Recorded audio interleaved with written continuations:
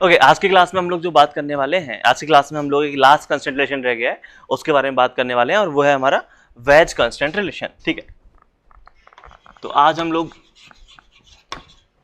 Veg constant के बारे में बात करने वाले हैं। क्या है वेज कांस्टेंट, ये हम एक एग्जांपल के थ्रू समझते हैं। ठीक है, तो मान लो कि हमारे पास ऐसे दो बॉडीज दी होती। ठीक है, इस टाइप का कुछ अरेंजमेंट दिया होता। ये एक स्फेरिकल बॉडी है और ये भी एक स्फेरिकल बॉडी है। इस बॉडी का नाम ए है, इस बॉडी का नाम बी है। ठीक है, और ये इन दोनों के सेंटर्स हैं, कोई दिक्कत नहीं है। अब यहां पे होगा क्या, इस फिगर को आपको देख के समझ में आ रहा होगा कि यहां पे अगर ए इस तरफ मूव करेगा विथ सम वेलोसिटी v1, तो ये जो पार्टिकल है वो पक्का ऊपर की तरफ जाएगा विथ सम वेलोसिटी v2। मानते हो कि नहीं? ऐसा कुछ होगा, ये आपको देख के फील आ रही होगी। इसको अंदर भेजो, ये ऊपर जाएगा। तो अब यहां पे सवाल क्या है, ठीक है, यहां पे हमसे पूछा जाता है कि आपको v1 की वैल्यू दी हुई है, v2 की वैल्यू निकालो, या v2 की वैल्यू दी हुई है, v1 की वैल्यू निकालो। बेसिकली ये v1 और v2 के बीच में क्या कांस्टेंट रिलेशन है वो आपसे पूछा गया है। तो कैसे निकालोगे? तो देखो, यहां पे निकालने के लिए बहुत ही सिंपल सा कॉन्सेप्ट है। कॉन्सेप्ट क्या है कि देखो, हम बात कर रहे हैं बॉडी ए और बॉडी बी दोनों ही कैसी है, दोनों ही हमारी रिजिड बॉडी है। और रिजिड बॉडी है, इसका मतलब यह है कि ये अपना शेप और साइज ड्यूरिंग मोशन चेंज नहीं करेंगी। तो अगर मैं यहां पे ये बात करूं कि जो बॉडी ए का सेंटर है और ये जो बॉडी बी का सेंटर है, ठीक है, बॉडी ए और बॉडी बी का जो सेंटर है, अगर मैं इसको एक लाइन से ज्वाइन कर दूं तो ये जो डिस्टेंस है, क्या ये डिस्टेंस चेंज होगा? नहीं। अगर बॉडी ए और बॉडी बी रेगुलर कांटेक्ट में, हमेशा कांटेक्ट में रहेंगी, ठीक है, और इन दोनों के सेंटर के बीच में डिस्टेंस चेंज नहीं होगा। क्यों? क्योंकि दोनों बॉडीज कैसी है, रिजिड बॉडी है, हमेशा कांटेक्ट में है, और कांटेक्ट में है तो इनके सेंटर्स के बीच में डिस्टेंस चेंज नहीं होना चाहिए। ये चीज समझ में आई? तो यहां पे कॉन्सेप्ट यही है। कॉन्सेप्ट क्या है? कॉन्सेप्ट ये है कि अगर मैं इन दोनों के सेंटर को ज्वाइन कर लूं, राइट, तो मैं इन दोनों के सेंटर को मैंने ज्वाइन किया, ये सेंटर है, ये ए का सेंटर है, बी का सेंटर है। ये एंगल आपको क्वेश्चन में दिया हुआ है, एंगल थीटा बना रहा है, ठीक है, ये एंगल क्या है, थीटा है। तो अगर मैं बात करूं तो ये वाला पॉइंट कितने से मूव कर रहा है, v1 से मूव कर रहा है। ये वाला पॉइंट ऊपर की तरफ कितने से जा रहा है, v2 से जा रहा है। तो अगर मैं यहां पे एंगल की बात करूं तो ये वाला एंगल कितना हो जाएगा, यहां से देख के आपको समझ में आ रहा होगा, ये एंगल थीटा है, ये 90 है, ये 90 माइनस थीटा, तो ये वाला एंगल कितना हो गया, 90 माइनस थीटा हो जाएगा। ये समझ में आया? ठीक है, तो आपको इस अरेंजमेंट को देख के क्या समझ में आया है कि यहां पे ऐसा कुछ हो रहा है। अगर मैं इन दोनों के सेंटर्स की बात करूं, ए और बी के सेंटर की, तो इसका सेंटर मूव कर रहा है v1 से, इसका सेंटर मूव कर रहा है ऊपर की तरफ v2 से। और हमने यहां पे कॉन्सेप्ट क्या लगाया, कॉन्सेप्ट ये लगाया कि दोनों बॉडीज हमेशा कांटेक्ट में है, और ये बॉडीज कैसी है, रिजिड बॉडी है। तो रिजिड बॉडी है, इसका मतलब ये है कि इन दोनों पॉइंट के बीच डिस्टेंस चेंज नहीं होगा, और डिस्टेंस चेंज नहीं होगा, इसका मतलब क्या है, इसका मतलब यह है कि v सेपरेशन लिखूं या मैं उसको v अप्रोच लिखूं, वो आपका 0 आना चाहिए। ना तो ये दोनों पॉइंट अप्रोच करेंगे, ना ये दोनों पॉइंट सेपरेट होंगे, जो भी डिस्टेंस से फिक्स रहेगा। तो v अप्रोच या v सेपरेशन क्या कर देंगे, 0 कर देंगे। ये चीज समझ में आई? मतलब तो यहां पे हम देख लेते हैं बी अप्रोच या बी सेपरेशन। तो ये वाला पॉइंट का ये वाला कंपोनेंट, तो दो कंपोनेंट होंगे, एक कंपोनेंट इस तरफ और एक कंपोनेंट इस तरफ। तो ये वाला कंपोनेंट है v1 का cos थीटा, और इसके भी दो कंपोनेंट हैं, ये वाला कंपोनेंट है v2 का sin थीटा। तो ध्यान से देखो, तो v1 के sin थीटा से हम क्या कर रहे हैं, अप्रोच कर रहे हैं, और v1 के cos थीटा से, नॉट sin थीटा, ये क्या है, cos थीटा। तो v1 के cos थीटा से हमने अप्रोच किया और v2 के sin थीटा से हमने सेपरेट हुए। तो जो टोटल इसका v अप्रोच है, ये मैंने क्या लिखा हुआ है, v अप्रोच लिखा हुआ है। तो v अप्रोच क्या होना चाहिए, 0 होना चाहिए। इसका मतलब v1 cos थीटा की जो वैल्यू है वो v2 sin थीटा के बराबर होना चाहिए। मतलब v1 जो है वो v2 का tan थीटा है। ये चीज समझ में आई क्या हुआ, राइट? कि यहां पे v1 जो है वो v2 का tan थीटा आ गया। तो कॉन्सेप्ट बहुत सिंपल सा है। वेज कांस्टेंट क्या बोलता है? वेज कांस्टेंट तुम्हारा ये बोलता है, यहां पे क्या कॉन्सेप्ट है देखो, तो कॉन्सेप्ट तो बहुत सिंपल सा है कि यहां पे हमने क्या कंडीशन लगाई है, वेज कांस्टेंट लगाने के लिए कंडीशन ये है कि जो बॉडीज है, ठीक है, बॉडीज कैसे कांटेक्ट में होना चाहिए, बॉडीज हमेशा कांटेक्ट में रहनी चाहिए, ठीक है। तो बॉडीज जो हैं वो रेगुलर कांटेक्ट में रहनी चाहिए। ए और B through out the motion contact में है, तो हम वेज कांस्टेंट लगा सकते हैं। दूसरी कंडीशन क्या लगाई है? दूसरी कंडीशन ये है कि जो बॉडीज हैं वो कैसी होनी चाहिए, रिजिड होनी चाहिए। तो आपकी दोनों बॉडीज कैसी है? यहां पे रिजिड है। अगर ये कंडीशन सेटिस्फाई कर रही है कि दो बॉडीज हमेशा कांटेक्ट में है थ्रू आउट द मोशन और दोनों ही बॉडी रिजिड है, तो हम ये कॉन्सेप्ट लगा सकते हैं कांस्टेंट रिलेशन का। और कॉन्सेप्ट क्या है? कॉन्सेप्ट बहुत सिंपल सा है कि वेलोसिटी ऑफ अप्रोच या सेपरेशन, जो भी बोलना चाहो, वेलोसिटी ऑफ अप्रोच और separation along common normal. Common normal क्या होता है? यहां पे देखोगे तो यहां तो कॉमन नॉर्मल निकालना बहुत आसान है। कॉमन नॉर्मल क्या होता है? अगर आपको कॉमन नॉर्मल निकालना नहीं आता तो बहुत सिंपल सी कहानी है, ये दोनों जो बॉडीज, ठीक है, दोनों बॉडीज जहां कांटेक्ट में है वहां पे अगर आप टेंजेंट ड्रॉ करोगे, दोनों बॉडीज जहां कांटेक्ट में है वहां पे अगर आप टेंजेंट ड्रॉ करोगे तो टेंजेंट के परपेंडिकुलर होता है आपका क्या? Common normal. तो इस टेंजेंट के जो परपेंडिकुलर लाइन है वो आपका कॉमन नॉर्मल है और ये है आपका कॉमन टेंजेंट। तो कॉमन नॉर्मल क्या होता है? अगर आपको निकालना नहीं आता तो आप क्या करो, कॉमन नॉर्मल जो होगा वो होगा परपेंडिकुलर टू कॉमन टेंजेंट। तो कॉमन टेंजेंट बनाओ, उसके परपेंडिकुलर आपका कॉमन नॉर्मल होगा। और क्या बोला है कि कॉमन नॉर्मल के अलोंग वेलोसिटी ऑफ अप्रोच या सेपरेशन क्या होना चाहिए? Will be equal to 0।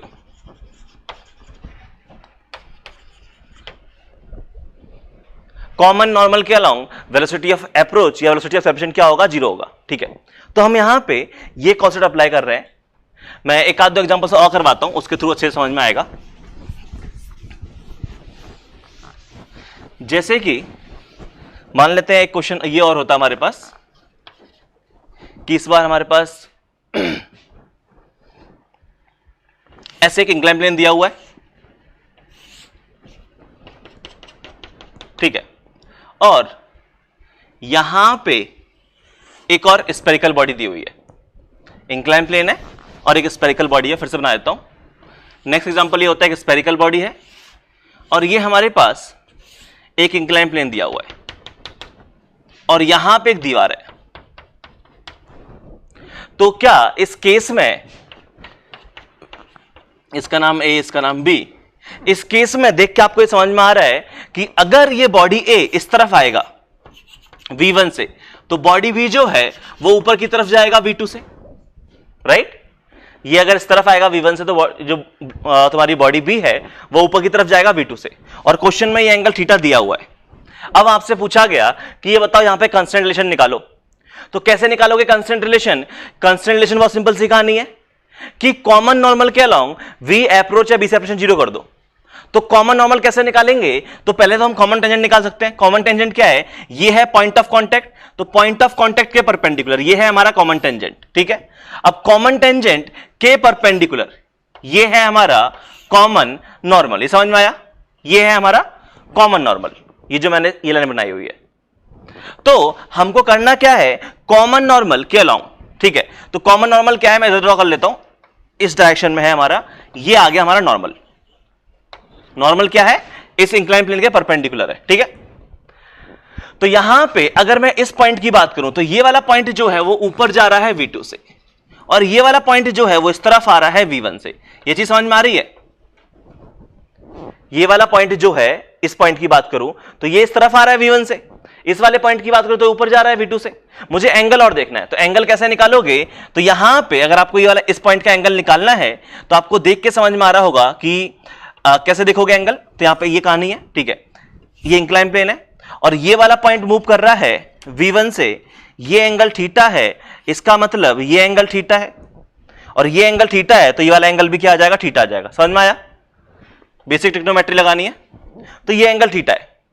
Perpendicular की बात कर रहे हैं कि जो ऊपर जा रहा है ये एंगल क्या है, तो ऊपर जाने वाला एंगल देखना है तो यहां से ये देख लो, यहां से आपको देख के समझ में आ रहा होगा कि यहां पे ये एंगल देखा जाए तो ये एंगल क्या है, थीटा है। ठीक है, तो ये एंगल कितना आ जाएगा, 90 माइनस थीटा। ये समझ में आया, ये वाला एंगल क्या आ जाएगा, 90 माइनस थीटा आ जाएगा।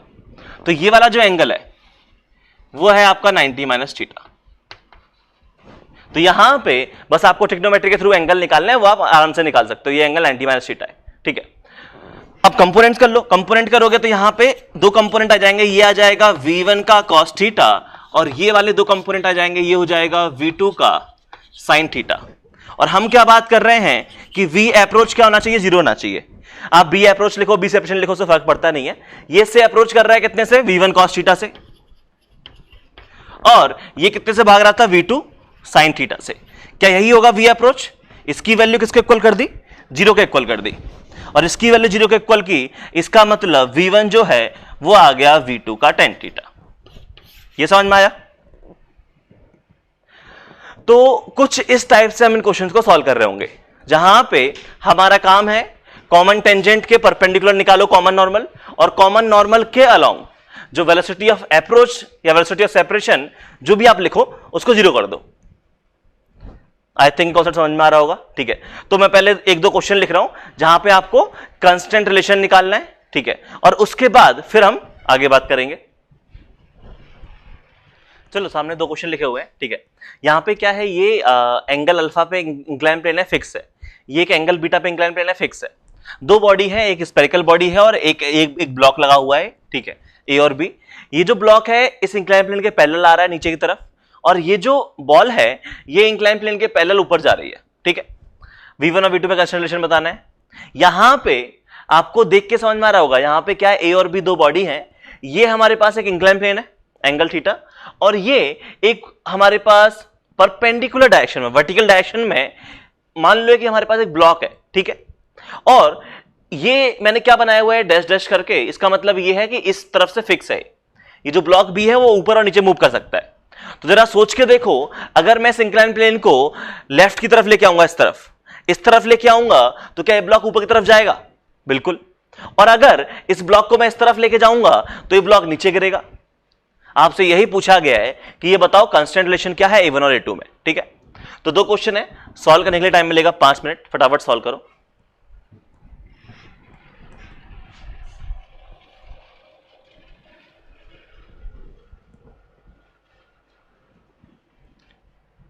चलो, आई थिंक सॉल्व कर लिया होगा। सॉल्व करने का तरीका क्या है? सॉल्व करने का तरीका है कि पहले कॉमन नॉर्मल निकालो। देखो, कॉमन टेंजेंट ये है और इसके परपेंडिकुलर क्या ये है हमारा कॉमन नॉर्मल? बिल्कुल। तो कॉमन नॉर्मल के अलोंग जो वेलोसिटी है वो कैसी होनी चाहिए? 0 होनी चाहिए, राइट?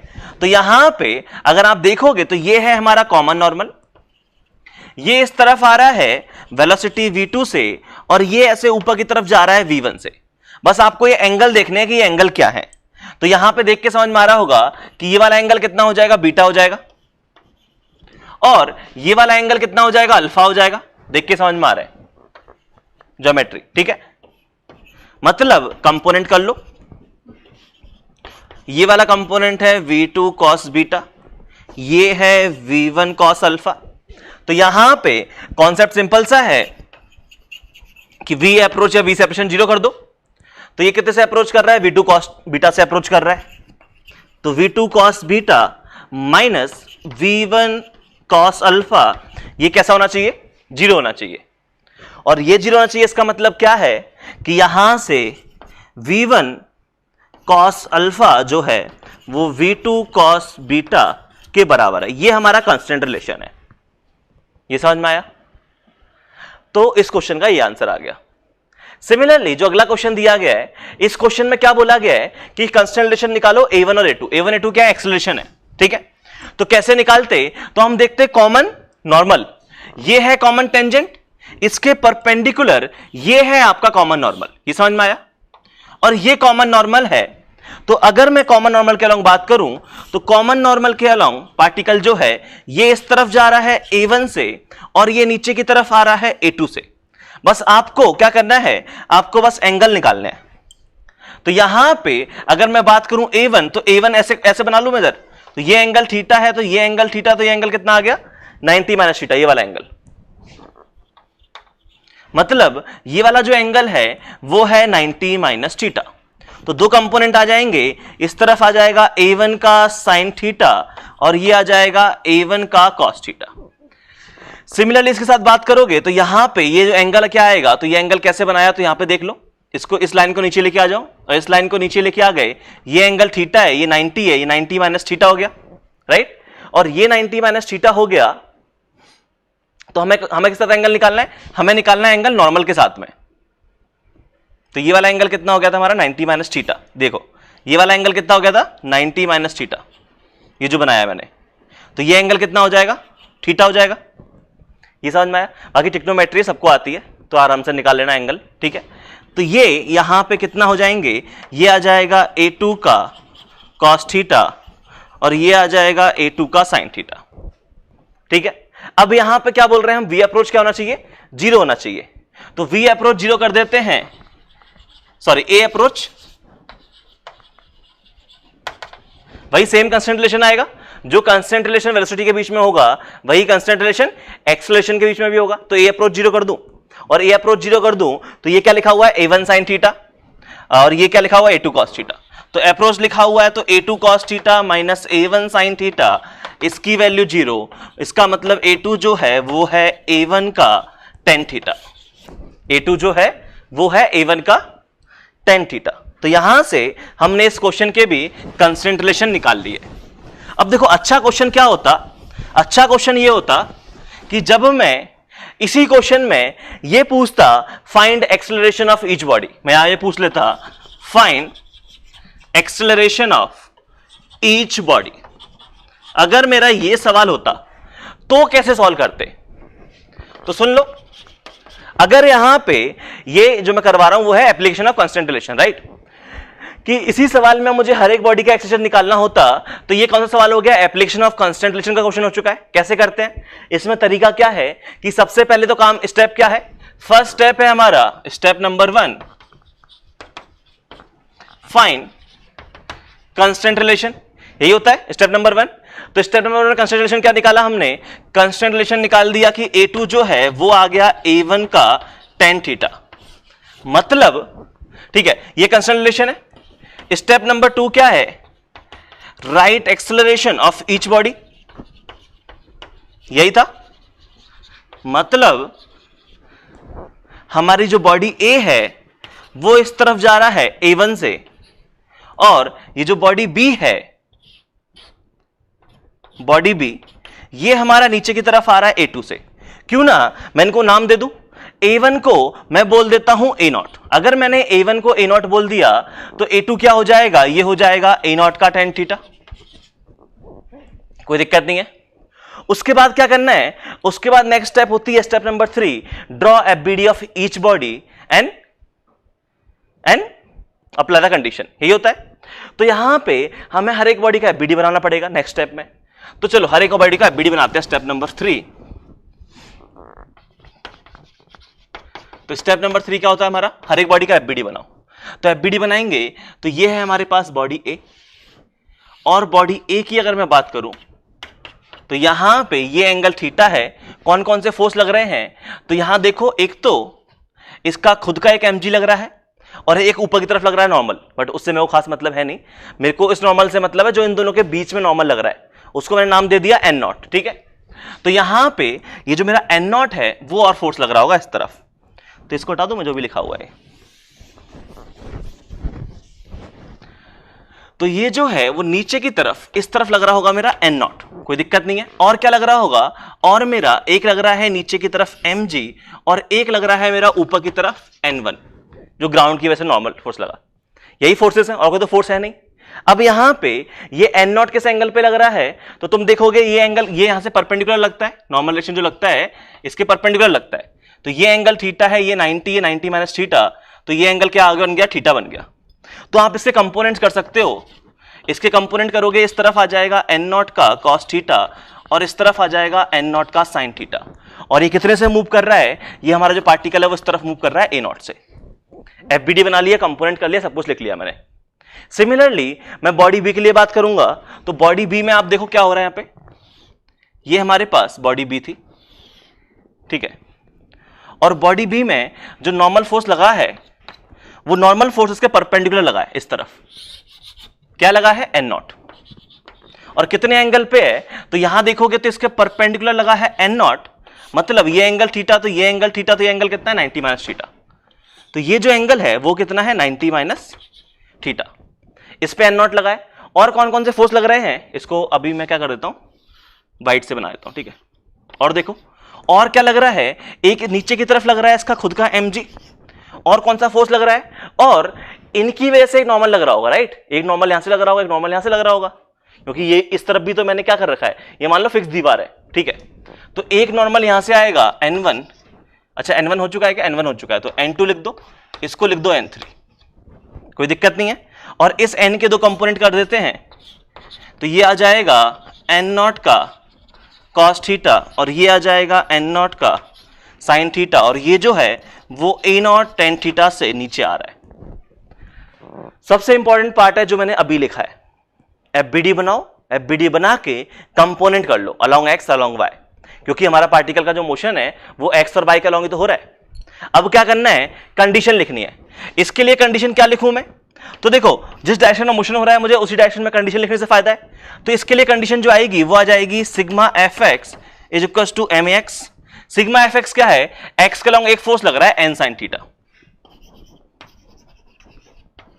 और कोई और फोर्स लग रहा है क्या, और कोई फोर्स नहीं लग रहा, ठीक है, और n sin थीटा जो है वो उसका हो जाएगा मास इनटू एक्सेलरेशन। तो इस क्वेश्चन में गिवन है कि दोनों बॉडीज का मास कितना है, m है, तो ये हो जाता m इंटू A0, कोई दिक्कत नहीं है। अगर मैं यही कहानी इसके लिए लिखूं तो इसके लिए कंडीशन बनती है सिग्मा fy, क्योंकि पार्टिकल y में मूव कर रहा है, is equals to ma y।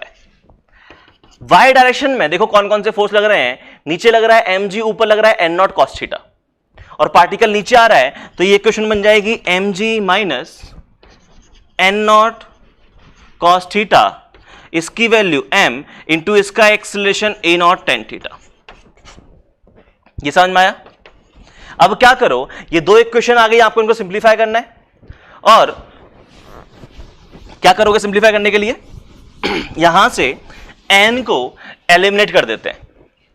तो इक्वेशन नंबर 2 की बात करूं तो इक्वेशन नंबर 2 क्या लिखी हुई है, ये लिखी हुई है mg minus n0 cos theta, इसकी जो वैल्यू है वो है m A0 tan theta.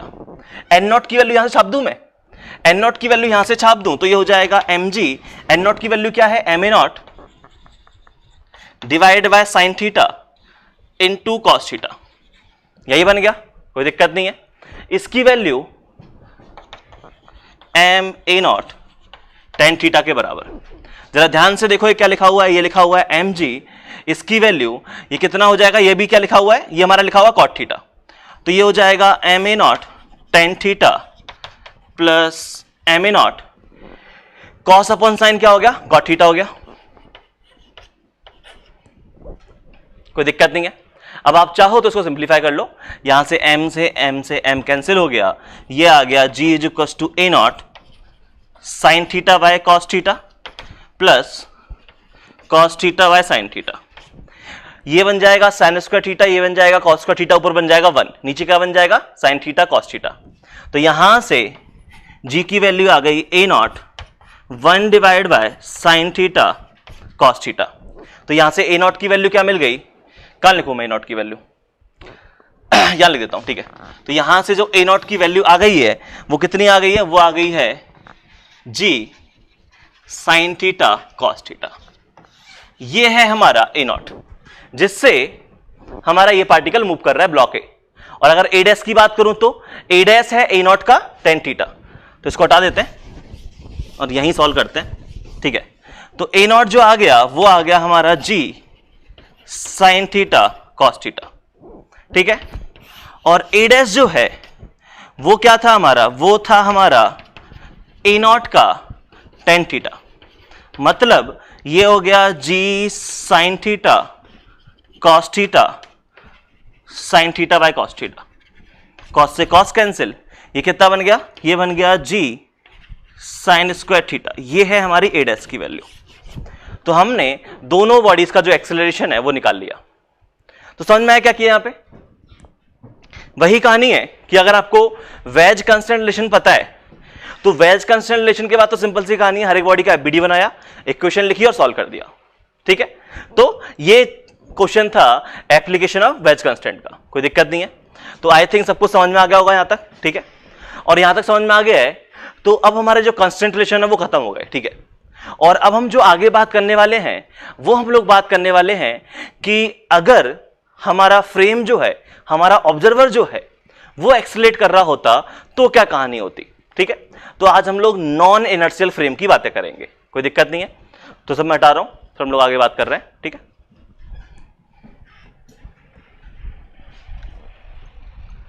Okay, अब हम लोग आगे बात करने वाले हैं स्टडी ऑफ मोशन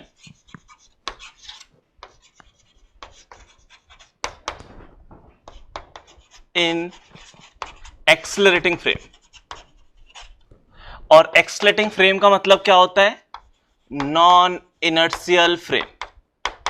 हम लोग नॉन इनर्शियल फ्रेम के रिस्पेक्ट में मोशन की स्टडी करेंगे और देखते हैं कि नॉन इनर्शियल फ्रेम के रिस्पेक्ट में कैसे स्टडी करते हैं। देखो, इनर्शियल फ्रेम के रिस्पेक्ट में स्टडी करना आता है, हम जो लोग स्टडी कर रहे हैं विद रिस्पेक्ट टू ग्राउंड इतने टाइम से, वो ग्राउंड कैसा है हमारा? इनर्शियल फ्रेम है। तो इनर्शियल फ्रेम में तो हम बहुत कंफर्टेबल हैं। अब हमको यही जो कॉन्सेप्ट्स हैं वही हमको सीखना है किसमें? नॉन इनर्शियल फ्रेम में क्या होता है, क्या कहानी है, उसके बारे में हमको बात करनी है। ठीक है, तो नॉन इनर्शियल फ्रेम और इनर्शियल फ्रेम क्या कहानी है ये मैं पहले ही बात कर चुका हूं, लेकिन फिर से एक बार बता देता हूं कि हम जो रेफरेंस फ्रेम की हम लोग बात करते हैं, तो रेफरेंस फ्रेम क्या है कि हमारे ऑब्जर्वर से अटैच्ड एक फ्रेम होता है जिसको हम क्या बोलते हैं? रेफरेंस फ्रेम बोलते हैं। और रेफरेंस फ्रेम जो हैं वो दो टाइप के हैं, या तो हमारा रेफरेंस फ्रेम है इनर्शियल रेफरेंस फ्रेम। और इनर्शियल रेफरेंस फ्रेम का मतलब क्या है? इनर्शियल रेफरेंस फ्रेम का मतलब ये है कि जो एक्सेलरेशन है वो जीरो होगा। किसका?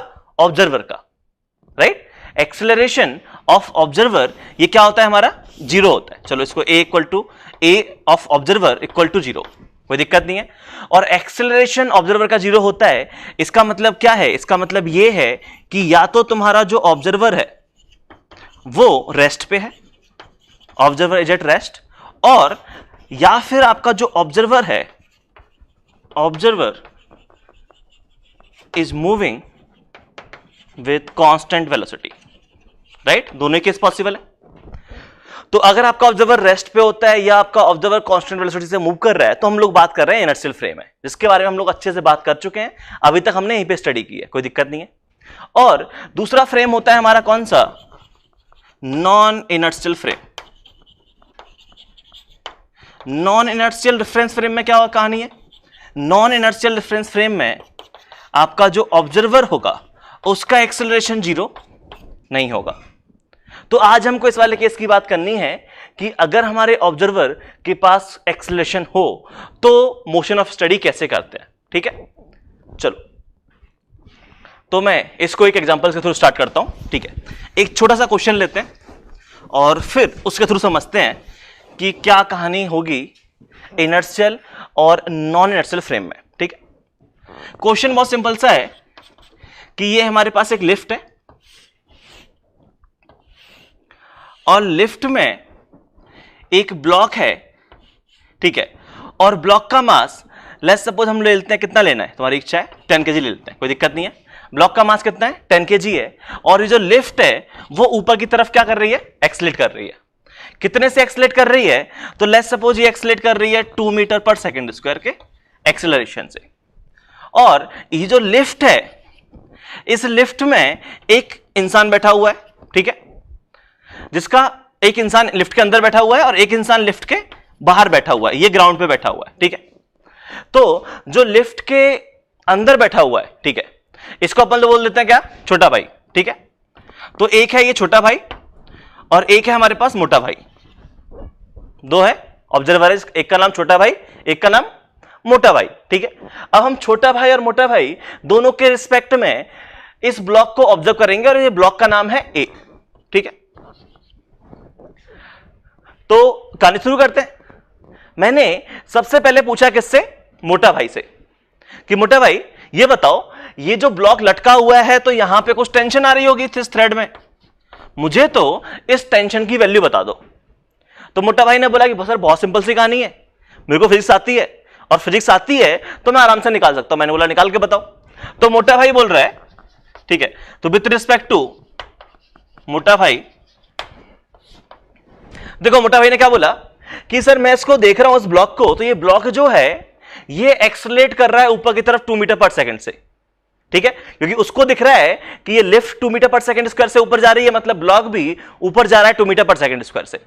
तो उसको क्या दिखाई दिया? उसको ये दिखाई दिया कि सर ये जो ब्लॉक है ना, इसका नाम ए है, इस पे एक तो नीचे की तरफ लग रहा था इसका mg और ऊपर की तरफ लग रहा है t, और ये ऊपर की तरफ एक्सलेट कर रहा है 2 मीटर पर सेकंड स्क्वायर से। तो मोटा भाई को क्या दिखाई दिया? मोशन। मोटा भाई के रिस्पेक्ट में ये जो पार्टिकल ए है वो क्या कर रहा है? मोशन कर रहा है, 2 मीटर पर सेकंड स्क्वायर के एक्सेलरेशन से ऊपर जा रहा है, ठीक है। तो इसने क्या बोला? बहुत सिंपल सी कहानी है, Newton loss of motion apply कर देता हूं। और इसने Newton loss of motion apply किया और उसने बोला कि सिग्मा एफ वाई जो होगा वो एम ए वाई के इक्वल हो जाएगा। और सिग्मा एफ वाई क्या है? तो ये हो जाएगा T minus 100 is equal to, इसका मास कितना है? 10 इंटू 2। तो उसने बोल दिया कि टेंशन जो है वो है 100 प्लस 20, बोले तो टेंशन की वैल्यू आ गई 120 न्यूटन। ये इसने आंसर निकाला। मैंने बोला काफी अच्छी बात है, बहुत समझदार लगते हो तुम, काफी जल्दी आंसर निकाल लिया। अब यही सवाल मैंने पूछा किससे? छोटा भाई से, ठीक है। तो छोटा भाई भी फिजिक्स पढ़ के बैठा हुआ है, राइट, और वो फिजिक्स पढ़ के बैठा हुआ है तो बोल रहा है सर मेरे लिए भी निकालना बहुत आसान है, मैं भी निकाल लूंगा। मैंने बोला कैसे निकालोगे? उसने बोला कि सर मैं इस ब्लॉक को ऑब्जर्व करूंगा, एफबीडी बनाऊंगा और कंडीशन अप्लाई कर दूंगा, जो भी न्यूटन लॉस ऑफ मोशन होगा वो अप्लाई कर दूंगा। मैंने बोला करके बताओ। तो छोटा भाई ने इस ब्लॉक को ऑब्जर्व किया। अब जरा ये बताओ, तुम लिफ्ट के अंदर हो और तुम ब्लॉक को देख रहे हो, तो क्या तुम्हारे लिए ब्लॉक मोशन कर रहा है? नहीं, तुम्हारे लिए तो ये ब्लॉक रेस्ट पे है। तो छोटा भाई ने यही बोला कि सर मेरे लिए ब्लॉक किस पे है? रेस्ट पे है, ठीक है। और मेरे हिसाब से इस ब्लॉक का एफबीडी बनाऊंगा तो नीचे लगेगा 100, ऊपर लगेगा टेंशन, और ये ब्लॉक रेस्ट पे है। ब्लॉक का एक्सेलरेशन क्या है? 0 है, ब्लॉक रेस्ट पे है, और ब्लॉक रेस्ट पे है, रेस्ट लिख देता हूं उधर, ठीक है। तो इसका मतलब क्या है कि यहां मैं कंडीशन लगाऊंगा न्यूटन लॉस ऑफ मोशन की, तो सिग्मा एफ वाई मेरे लिए 0 आना चाहिए।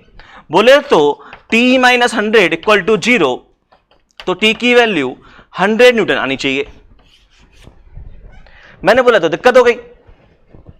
छोटा भाई से पूछ रहा हूं वो बोल रहा है 100 न्यूटन, मोटा भाई से पूछ रहा हूं वो बोल रहा है 120 न्यूटन। अब या तो दोनों ही सही है या फिर कोई एक सही है एक गलत है। तो कौन सही है कौन गलत है जरा तुम सोच के बताओ, क्या लगता है? क्या मोटा भाई सही है या छोटा भाई सही है? ठीक है, या दोनों ही सही है? तो देखो सबसे पहला कॉन्सेप्ट तो ये कि दोनों तो सही नहीं हो सकते। क्यों? क्योंकि फोर्स जो है वो फोर्स फ्रेम का इंडिपेंडेंट होता है। फोर्स की वैल्यू फ्रेम चेंज करने पे चेंज नहीं होती। क्या हुआ है यहां ध्यान से देखो, यहां पे हम किसके रिस्पेक्ट में बात करते हैं? मोटा भाई के रिस्पेक्ट में, वहां छोटा भाई के रिस्पेक्ट में। तो हमने फ्रेम चेंज कर दिया, तो फ्रेम चेंज करने पे फोर्स की वैल्यू चेंज नहीं होती है। इसका मतलब टेंशन फोर्स की जो वैल्यू है वो एक ही वैल्यू होगी, राइट। टेंशन फोर्स की वैल्यू चाहे छोटा भाई देखे चाहे मोटा भाई देखे, बात तो एक ही सेम आनी चाहिए। इसमें से पक्का कोई एक तो झूठ बोल रहा है, या झूठ नहीं बोल रहा तो उसको फिजिक्स नहीं आती, कोई एक चीज पॉसिबिलिटी है। तो देखो दोनों ही ईमानदार आदमी है, झूठ तो नहीं बोल रहे, ठीक है, लेकिन फिर भी एक का आंसर सही है एक का आंसर गलत है। और चलो तुम्हें नहीं पता कौन सा सही है कौन सा गलत है, तो मैं बता देता हूं ये वाला आंसर सही है। ये वाला आंसर जो है ये हमारा बिल्कुल सही है और ये वाला हमारा गलत है। अब सवाल ये है कि ये सही है वो गलत है, तो वो गलत क्यों हो गया? ऐसा क्या हो गया? तो देखो सही है कि गलत है, तो यहां पे तुम्हें ये तो पता है कि मोटा भाई क्या है, मोटा भाई ग्राउंड पे बैठा हुआ है, और ग्राउंड पे बैठा हुआ है इसका मतलब कौन सा फ्रेम है? इनर्शियल फ्रेम है, राइट। और इनर्शियल फ्रेम में तो ऐसे ही सॉल्व करते हैं, तो इसका आंसर तो पक्का सही है, कोई दिक्कत नहीं है। इसका फ्रेम कौन सा है? इसका जो फ्रेम है वो है नॉन इनर्शियल फ्रेम। क्यों? क्योंकि खुद छोटा भाई भी तो एक्सलेट कर रहा है 2 मीटर पर सेकंड स्क्वायर से, तो ये जो फ्रेम है वो हमारा नॉन इनर्शियल फ्रेम है। और नॉन इनर्शियल फ्रेम में ऐसे सॉल्व कर सकते हैं कि नहीं कर सकते ये मुझे नहीं पता, राइट। और मैंने अभी ये एग्जांपल देख के समझ में आ गया कि अगर ये सही है तो ये पक्का गलत हो गया है, ऐसे सॉल्व नहीं कर सकते। नॉन इनर्शियल फ्रेम में मैंने टेंशन की वैल्यू निकाली, गलत आ गई, इसका मतलब इस तरीके से सॉल्व करना गलत है। ये तो दिक्कत हो गई। ये समझ में आया क्या दिक्कत हो गई? दिक्कत ये हो गई कि Newton laws of motion apply किए मोटा भाई ने, न्यूटन लॉज ऑफ मोशन ही अप्लाई किए छोटा भाई ने, राइट। हम बात करते हैं कि यहां पे क्या गलती हुई है। तो मैंने बोला कि अच्छा ये बताओ मोटा भाई ने क्या किया, तो मोटा भाई ने सब कुछ सही किया है। इनर्शियल फ्रेम है, मुझे पता है, ऐसे ही करते हैं, ऑब्जर्व करता है पार्टिकल, ऑब्जर्व करने के बाद एफबीडी बनाता है, एफबीडी बनाने के बाद जो कंडीशन है वो अप्लाई कर देता है। बिल्कुल सही आंसर आ गया। जब मैं गया छोटा भाई के पास तो छोटा भाई बोलता है कि सर मैंने भी तो सेम फिजिक्स के कॉन्सेप्ट अप्लाई किए, मैंने ऑब्जर्व किया, मुझे रेस्ट पे दिखा, तो रेस्ट पे दिखा तो एफबीडी बना के मैंने रेस्ट की कंडीशन अप्लाई कर दी, तो मेरा आंसर भी सही होना चाहिए, लेकिन आंसर गलत आ रहा है। तो यहां से एक कंक्लूजन तो सामने आ गया, एक छोटी सी चीज हमको समझ में आ गई जो कि काफी इंपॉर्टेंट है कि Newton laws of motion non inertial frame में एप्लीकेबल नहीं होते हैं। ये चीज समझ में आई? इनर्शियल फ्रेम में अपना अप्लाई किया, बिल्कुल सही आंसर आया है, लेकिन नॉन इनर्शियल फ्रेम में इस तरीके से अप्लाई करना गलत आंसर आ गया है। तो एक पॉइंट तुमको क्लियर हो गया कि नॉन इनर्शियल फ्रेम में Newton laws of motion applicable नहीं होंगे। तो ये तो दिक्कत वाली बात हो गई। अब ऐसा थोड़ी ना है कि हम नॉन इनर्शियल फ्रेम के लिए अलग से फिजिक्स डिफाइन कर देंगे, तो हमको कुछ ना कुछ तो जुगाड़ लगानी पड़ेगी, क्योंकि ऐसे तो देखो इनर्शियल फ्रेम हमने सॉल्व कर लिया, अच्छी बात है। अब अगर नॉन इनर्शियल फ्रेम की हमें बात करनी हो तो तुम तो बोल रहे हो Newton laws of motion applicable ही नहीं है, और एप्लीकेबल ही नहीं है तो क्या मैं स्टडी करना छोड़ दूं उसकी? नहीं, मुझे तो स्टडी करना है। तो हम क्या करेंगे, हमको जुगाड़ ढूंढते हैं। और अब हम क्या जुगाड़ ढूंढ रहे हैं, तो यहां पे ये देखो कि देखो दिक्कत क्या हुई है इन दोनों की। अगर न्यूटन लॉस ऑफ मोशन की इक्वेशन बात करो तो दिक्कत क्या हुई है, दिक्कत इतनी हुई है कि यहां t is equal to 20 extra आया है और यहां पे वो 20 वाला फैक्टर मिसिंग है। बस इतनी सी दिक्कत हो गई है।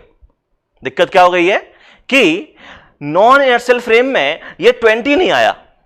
अगर ये 20 वहां पे आ जाता तो मेरा काम बन जाता, तो दोनों के आंसर सेम आ जाते। तो हम क्या करते हैं, हम नॉन इनर्शियल फ्रेम में Newton laws of motion apply करने के लिए एक जुगाड़ लगाते हैं, और उस जुगाड़ को हम बोल रहे हैं क्या, करेक्शन फैक्टर। कोई दिक्कत नहीं है। और क्या है वो करेक्शन फैक्टर, वो मैं एक्सप्लेन करता हूं, ठीक है।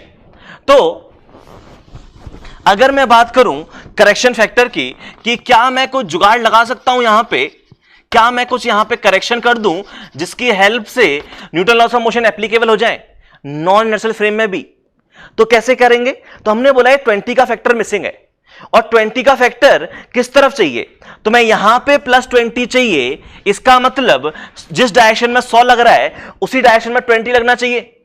और क्या 20 इस तरफ लगना चाहिए? कोई दिक्कत नहीं है, ठीक है, कोई इश्यू है यहां पे क्या लगना चाहिए, 20 लगना चाहिए।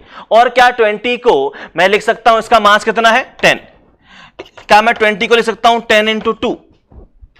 बिल्कुल लिख सकते हैं। ये क्या लिखा हुआ है, ये लिखा हुआ है mass of object, acceleration of observer.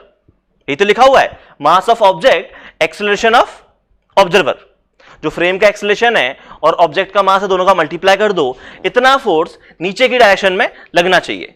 तो मेरा यहां +20 आ जाएगा और मेरा करेक्शन फैक्टर लग जाएगा। तो करेक्शन फैक्टर क्या है, करेक्शन फैक्टर यह है कि अगर मैं यहां पे ए वाले केस में, अगर मैं नीचे की तरफ, ये 100 है, ठीक है, ये ऊपर टेंशन लग रही है, और मैं यहां पे नीचे की तरफ 10 × 2 इतना न्यूटन फोर्स और लगा दूं, ये हमारा करेक्शन फैक्टर है। अगर मैं ये लगा दूं, ठीक है, किसके रिस्पेक्ट में, छोटा भाई के रिस्पेक्ट में। तो अगर मैं छोटा भाई को ये बोलूं कि तुम ये करेक्शन फैक्टर लगा लो, तो क्या अब टी की वैल्यू 120 आ गई?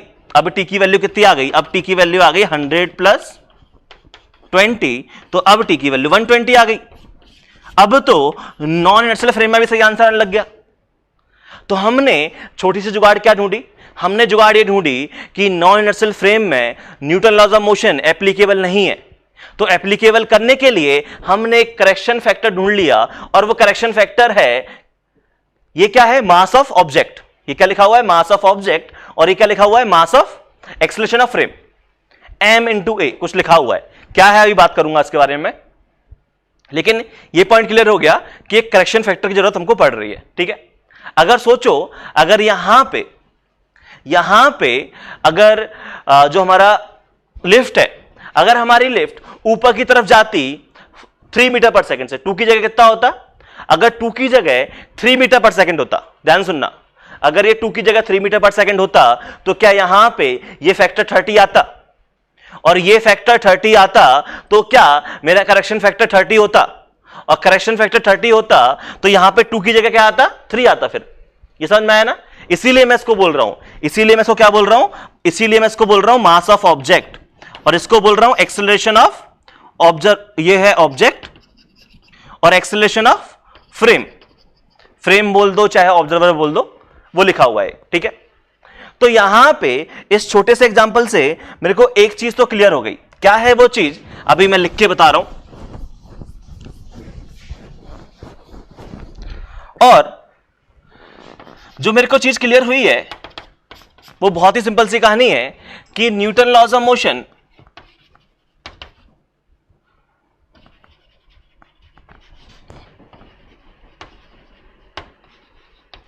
Are not valid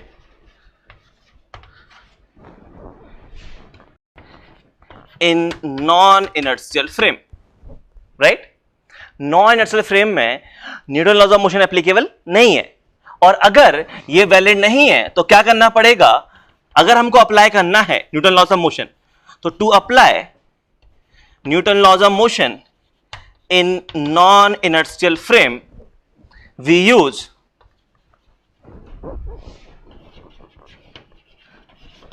concept of pseudo force. हम यहां पे concept of pseudo force use करेंगे। सूडो फोर्स क्या है, सूडो फोर्स वही हमारा करेक्शन फैक्टर है। सूडो फोर्स क्या है, हमारा करेक्शन फैक्टर ही है। हम करेक्शन फैक्टर को ही क्या बोल रहे हैं, सूडो फोर्स की बात कर रहे हैं। तो हम यहां पे जब भी नॉन इनर्शियल फ्रेम की बात करेंगे तो Newton laws of motion apply करने के लिए हमें सूडो फोर्स की जरूरत पड़ेगी ही पड़ेगी, बिना उसके काम नहीं चलेगा। चलो, तो क्या है सूडो फोर्स का कॉन्सेप्ट, वो उसके बारे में बात कर लेते हैं। तो ये एग्जांपल सबके दिमाग में याद हो गया होगा। तो यहां पे सूडो फोर्स का जो कॉन्सेप्ट है वो काफी सिंपल सा कॉन्सेप्ट है।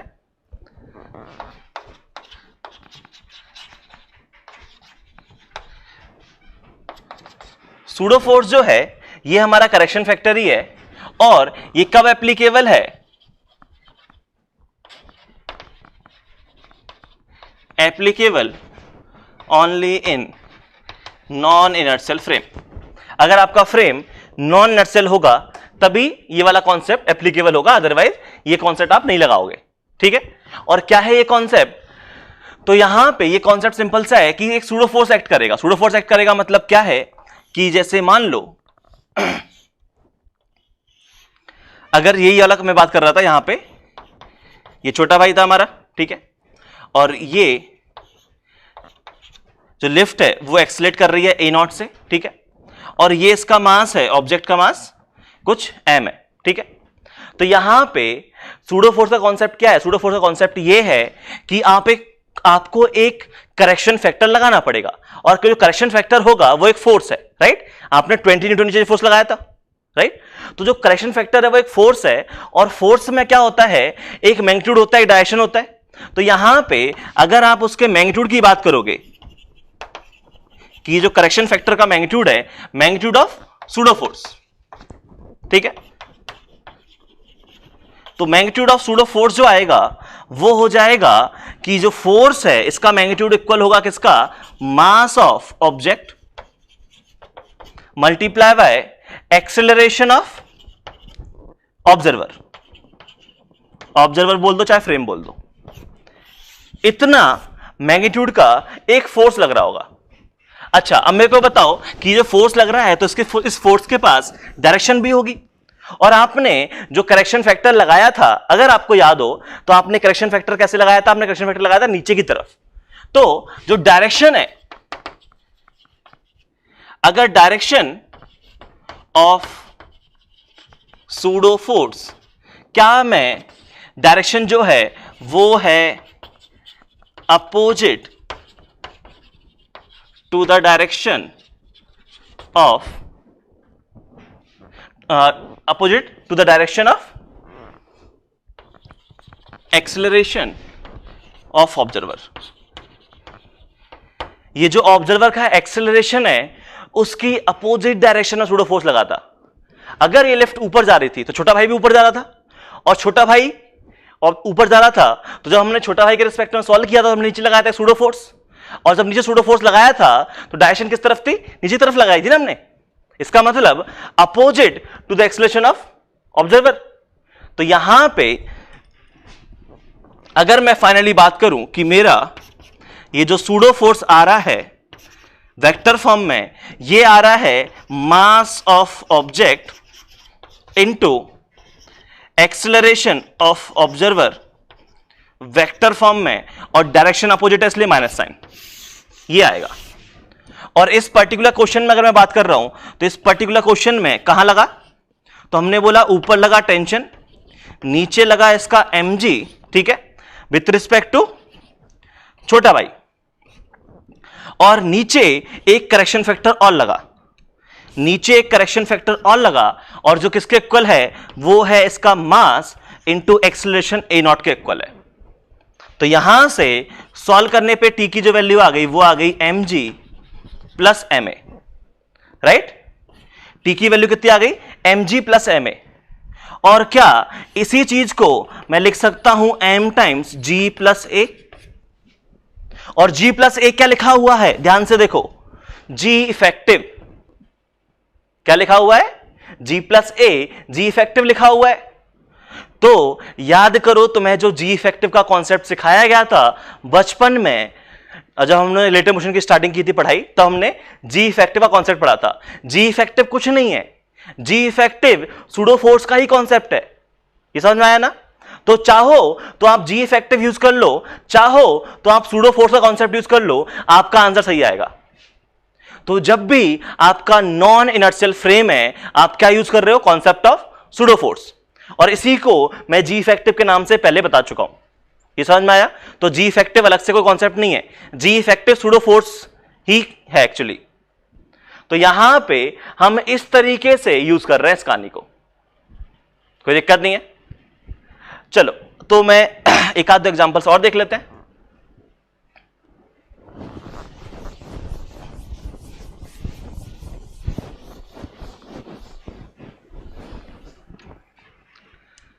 जैसे कि मैं बोल देता कि यहां पे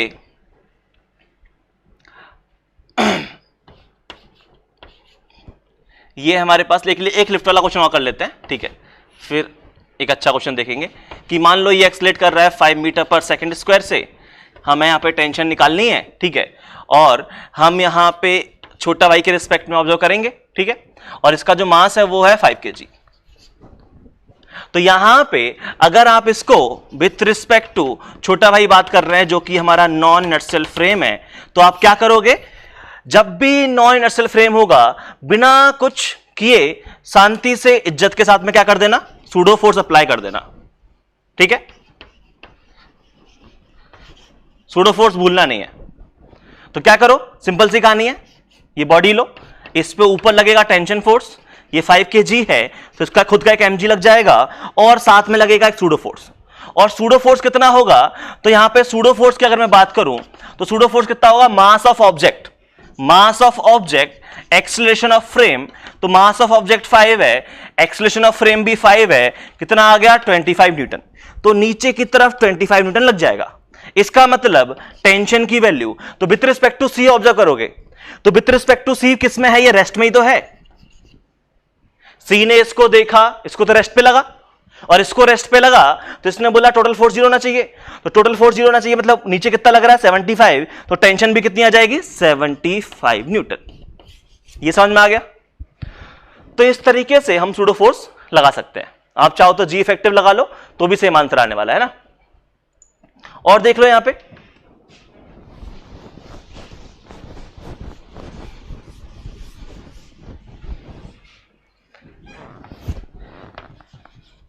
जैसे मान लो, और ये वाला एग्जांपल सबने रियल लाइफ में आई थिंक देखा भी होगा,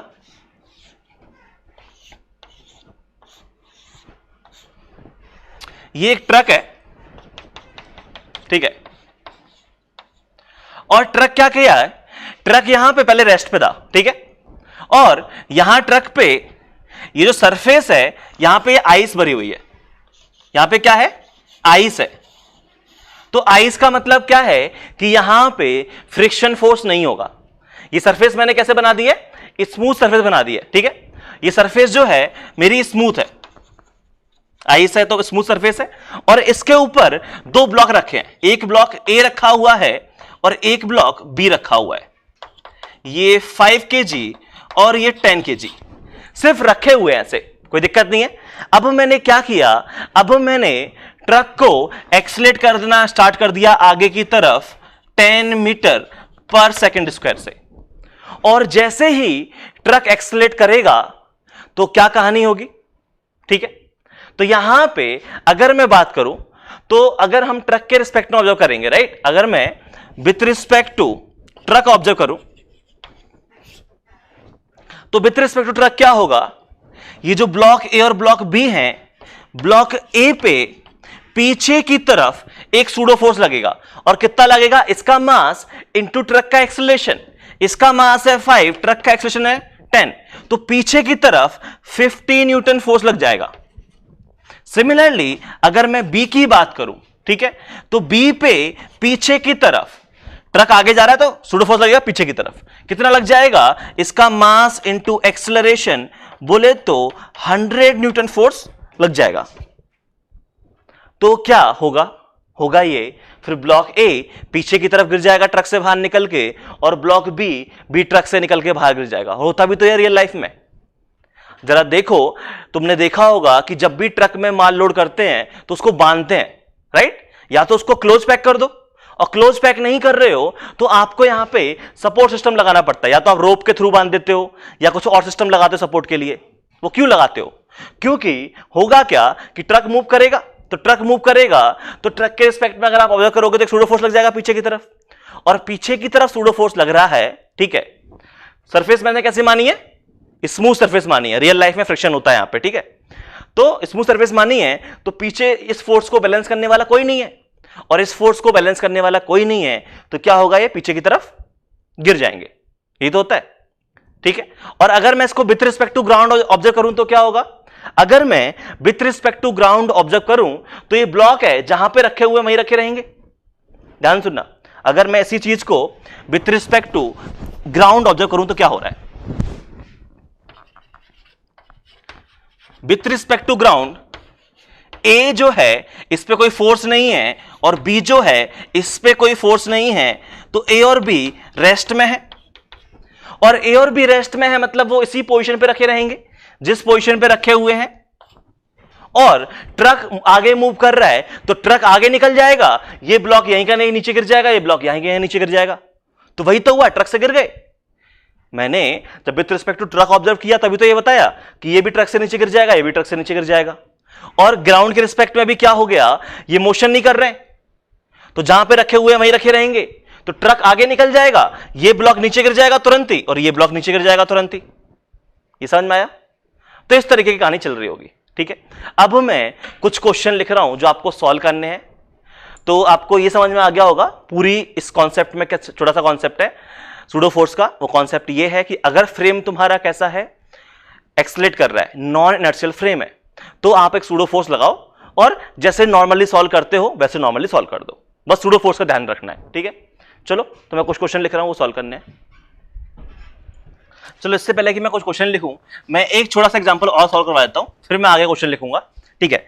ये जो एग्जांपल है काफी सिंपल सा क्वेश्चन है, लेकिन तुम्हें थोड़ा और अच्छी फील आ जाएगी कि कैसे क्वेश्चन सॉल्व करते हैं।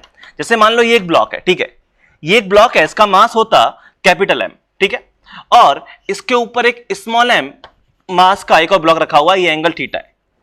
अब देखो क्या हो रहा है कि यहां पे ये जो ब्लॉक है इस ब्लॉक को मैं करवा रहा हूं एक्सेलरेट, ठीक है, इस ब्लॉक को मैं एक्सेलरेट करवा रहा हूं A0 से। तुमसे पूछा गया find value of A0 such that, ये जो भी ब्लॉक है, ठीक है, such that block remain stationary with respect to wedge. ये बताओ इस वेज का एक्सेलरेशन कितना हो कि ये जो ब्लॉक रखा हुआ है इसके ऊपर ये तुम्हारा स्टेशनरी रहे, ये मूव ना करे। होता भी है, ठीक है, कि हमारा वेज मूव करेगा, ये इसके ऊपर रखा हुआ है, कहीं मूव नहीं कर रहा है, रेस्ट पे रखा हुआ है। तो बोला गया है कि वो कंडीशन क्या है, ये A0 की कुछ पर्टिकुलर वैल्यू के लिए ऐसा होता है, ये एंगल थीटा दिया हुआ है। तो कैसे सॉल्व करते?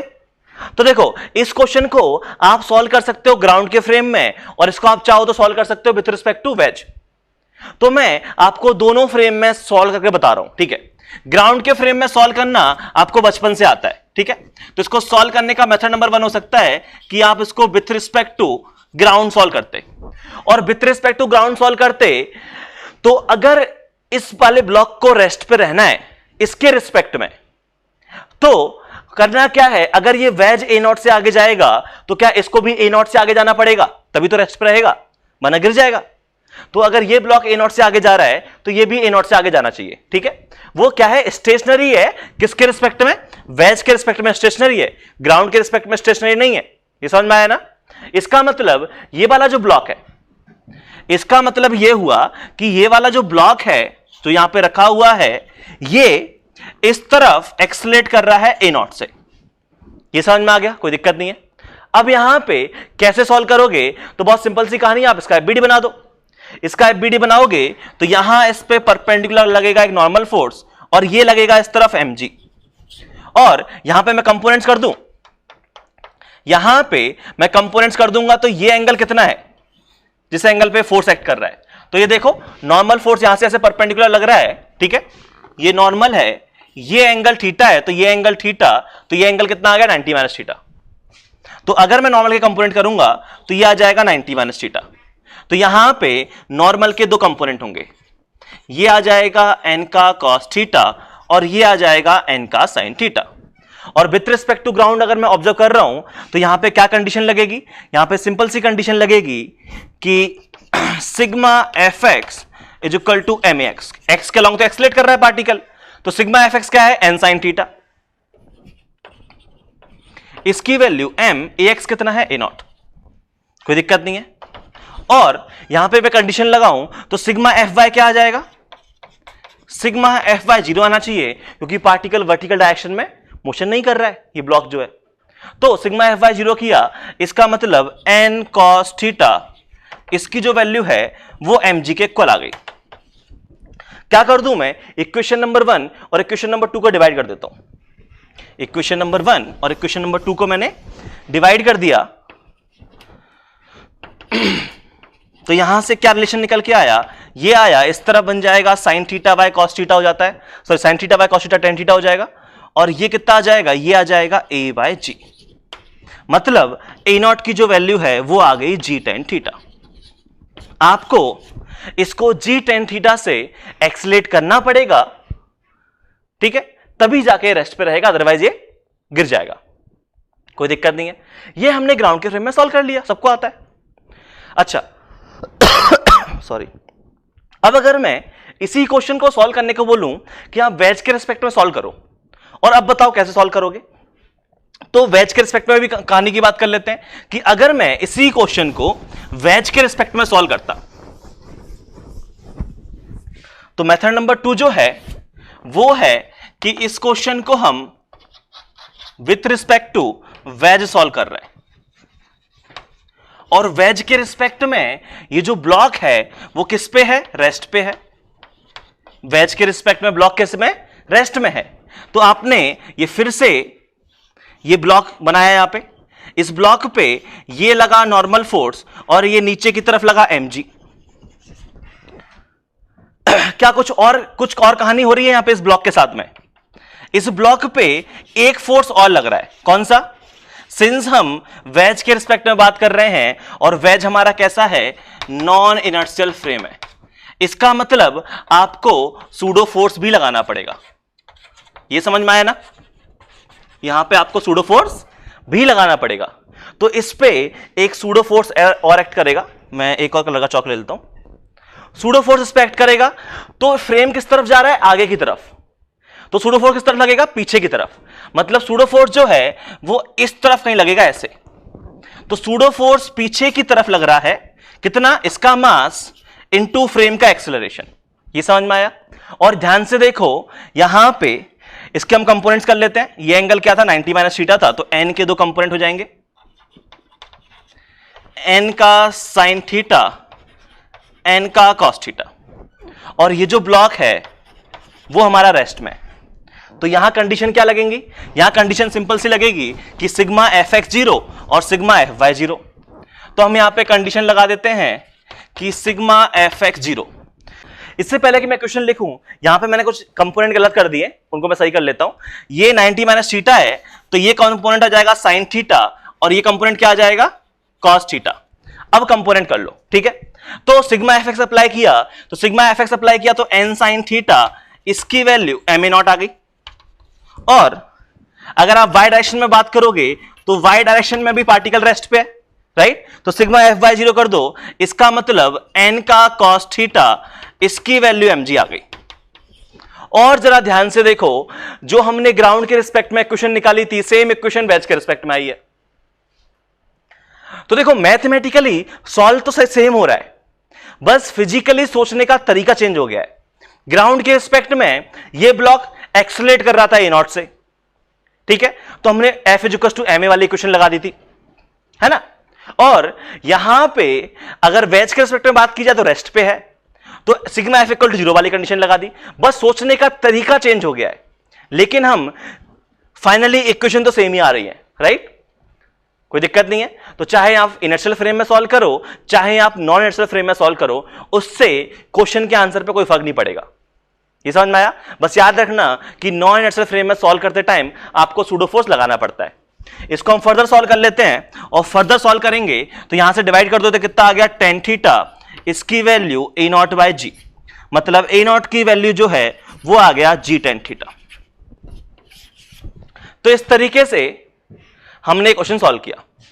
तो समझ में आ गया कि सूडो फोर्स अप्लाई करने का जो कॉन्सेप्ट है और नॉन इनर्शियल फ्रेम में कैसे सॉल्व करते हैं, वो मैंने इस एग्जांपल के थ्रू समझा दिया है। तो आई थिंक आपको कोई दिक्कत आई नहीं होगी, ठीक है? तो अब हम जो क्वेश्चन मैं दे रहा हूं वो ट्राई करना कि आप सारे के सारे नॉन इनर्शियल फ्रेम में ही सॉल्व करो, क्योंकि इनर्शियल फ्रेम तो आता है सबको। घर पे क्या करना? घर पे इनर्शियल फ्रेम से वापस सॉल्व कर लेना। लेकिन अभी आज की क्लास में जो क्वेश्चन है वो सारे आपको कैसे सॉल्व करते हैं? नॉन इनर्शियल फ्रेम में ही सॉल्व करने हैं। कोई दिक्कत नहीं है। चलो आगे बढ़ते हैं। चलो, ये सामने 4 क्वेश्चन लिखे हुए हैं, ठीक है? और इन चारों क्वेश्चन में आपको यहाँ पे T1 T2 निकालना है, यहाँ पे T1 T2 T3 निकालना है, यहाँ पे इसमें टेंशन निकालनी है, और यहाँ पे ये ब्लॉक भी किस एक्सटेंशन से मूव करे सच दैट अलग अलग कंडीशन दी गई है। एक केस में रेस्ट पे रहना चाहिए, एक क्वेश्चन खत्म हो गया। तो दूसरे क्वेश्चन में बोला गया नॉर्मल फोर्स 0 होना चाहिए, और तीसरे केस में पूछा गया है कि जो ए है वो ऊपर की तरफ जा रहा हो, इंक्लाइन प्लेन के रिस्पेक्ट में ऊपर की तरफ जा रहा हो इस डायरेक्शन में along the incline plane 2 metre पर सेकंड स्क्वायर से। तो आपको वैल्यूज बतानी है ए नॉट की, कोई दिक्कत नहीं है।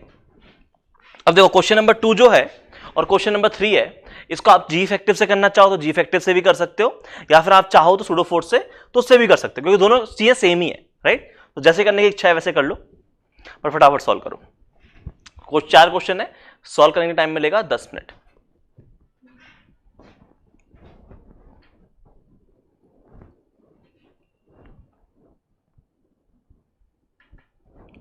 चलो, आई थिंक सॉल्व कर लिया होगा। यहां पे ट्रक के रिस्पेक्ट में सॉल्व कर लेते हैं। अगर मैं ट्रक के रिस्पेक्ट में सॉल्व करूं तो क्या ये सब यहां पे रेस्ट पे है? ये चीज समझ में आ रही है कि ट्रक के रिस्पेक्ट में ये भी रेस्ट पे है और ये भी रेस्ट पे है। तो ट्रक के रिस्पेक्ट में हम एफबीडी बनाते हैं, ठीक है? मैं किस रिस्पेक्ट सॉल्व कर रहा हूं? With respect to truck. और with respect to truck solve कर रहा हूं तो एफबीडी बनाएंगे 3 kg वाले ब्लॉक का। तो 3 kg वाले का एफबीडी बनाएंगे तो इस तरफ सूडो फोर्स लग जाएगा, इसका मास इनटू एक्सेलरेशन 2, तो 6 न्यूटन फोर्स इस तरफ लगा, और इस तरफ टेंशन लगी T1। और अगर ये रेस्ट पे है, किस पे है? ये रेस्ट पे है, तो क्या T1 की वैल्यू 6 न्यूटन होगी? बिल्कुल सही, कोई दिक्कत नहीं है। सिमिलरली हम बात करते हैं किसके लिए, 5 kg वाले ब्लॉक के लिए। 5 kg वाले ब्लॉक की बात करेंगे तो यहां पे T1 भी लगेगा, इस तरफ लगेगा T2 और पीछे की तरफ लगेगा सूडो फोर्स। सूडो फोर्स कितना हो जाएगा, मास इंटू एक्सेलरेशन 10 न्यूटन, कोई दिक्कत नहीं है। और ये भी किससा कैसा है, रेस्ट पे है, तो ये भी रेस्ट पे है। तो क्या T2 की वैल्यू है T1 प्लस 10 और T1 खुद 6 था, तो ये कितना आ गया, 60 न्यूटन आ गया। ये समझ में आया, कोई दिक्कत नहीं है, काफी सिंपल क्वेश्चन था। आगे बढ़ते हैं, इस वाले क्वेश्चन को कैसे करना है, तो सूडो फोर्स कर लो या जी इफेक्टिव कर लो, तुम्हारी इच्छा है। मैं जी इफेक्टिव से सॉल्व कर रहा हूं क्योंकि हम उसमें बहुत कंफर्टेबल है ऑलरेडी, ठीक है। तो मैंने जी इफेक्टिव के रिस्पेक्ट सॉल्व किया तो इसको रोक देता हूं, इसके रिस्पेक्ट सॉल्व करूंगा तो जी इफेक्टिव कितना आ जाएगा मेरा, जो मेरा जी इफेक्टिव बन जाएगा यहां पे, वो मेरा बन जाएगा, ये ऊपर की तरफ लगेगा 5, ठीक है। तो नीचे की तरफ 10, ऊपर की तरफ 5, तो कितना लग जाएगा, नीचे की तरफ 5 मीटर पर सेकंड स्क्वायर। ये मेरा जी इफेक्टिव आ गया। और जी इफेक्टिव 5 मीटर पर सेकंड स्क्वायर है, तो 2 kg को रेस्ट पे रखने के लिए कौन रिस्पॉन्सिबल है, T1। तो T1 की जो वैल्यू है उसने 2 kg को रेस्ट पे रखा होगा, ठीक है। तो इसको 2 इंटू जी इफेक्टिव को बैलेंस किया होगा, तो T1 कितना आ जाएगा, T1 आ जाएगा 2 इंटू जी इफेक्टिव 5 है, तो 10 न्यूटन आ गया।